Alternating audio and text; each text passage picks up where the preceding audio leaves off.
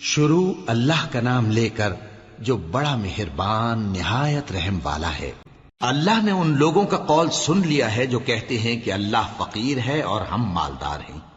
یہ جو کچھ کہتے ہیں ہم اس کو لکھ لیں گے، اور پیغمبروں کو جو یہ ناحق قتل کرتے رہے ہیں اس کو بھی قلم بند کر رکھیں گے، اور قیامت کے روز کہیں گے کہ سخت جلن والی آگ کے عذاب کے مزے چکھتے رہو۔ یہ ان کاموں کی سزا ہے جو تمہارے ہاتھ آگے بھیجتے رہے ہیں، اور اللہ تو بندوں پر مطلق ظلم نہیں کرتا۔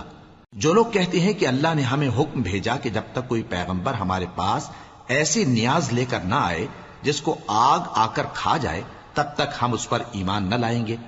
اے پیغمبر ان سے کہہ دو کہ مجھ سے پہلے کئی پیغمبر تمہارے پاس کھلی ہوئی نشانیاں لے کر آئے اور وہ معجزہ بھی لائے جو تم کہتے ہو، تو اگر سچے ہو تو تم نے ان کو کیوں قتل کیا؟ پھر اگر یہ لوگ تم کو جھٹلا رہے ہیں تو تم سے پہلے بہت سے پیغمبر کھلی ہوئی نشانیاں اور صحیفے اور روشن کتابیں لے کر آ چکے ہیں کہ ان کو بھی جھٹلایا گیا تھا۔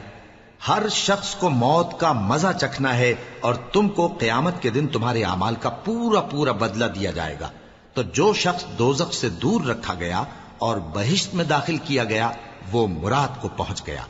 اور دنیا کی زندگی تو دھوکے کا سامان ہے۔ اے اہل ایمان، تمہارے مال و جان میں تمہاری آزمائش ضرور کی جائے گی، اور تم اہل کتاب سے اور ان لوگوں سے جو مشرک ہیں بہت سی ایذا کی باتیں سنو گے، تو اگر صبر اور پرہیزگاری کرتے رہو گے تو یہ بڑی ہمت کے کام ہیں۔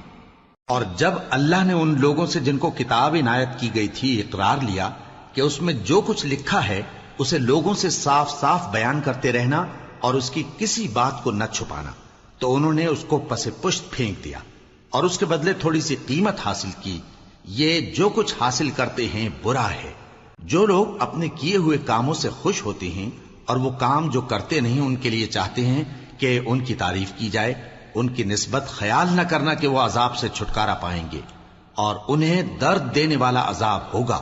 اور آسمانوں اور زمین کی بادشاہی اللہ ہی کو ہے، اور اللہ ہر چیز پر قادر ہے۔ بے شک آسمانوں اور زمین کی پیدائش اور رات اور دن کے بدل بدل کر آنے جانے میں عقل والوں کے لیے نشانیاں ہیں۔